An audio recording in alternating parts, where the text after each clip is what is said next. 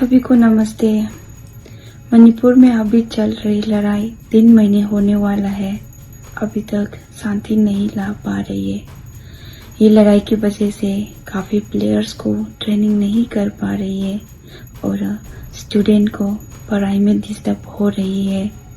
कई लोगों की जान जा चुकी है और बहुत सारे घर जल चुके हैं।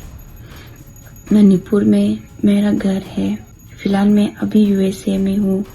आने वाली वर्ल्ड चैम्पियनशिप और एशियन गेम्स के लिए तैयारी कर रही हूँ। मैं मणिपुर में नहीं हूँ, फिर भी सोचती हूँ, देखती हूँ कि कब ख़त्म होगी ये लड़ाई।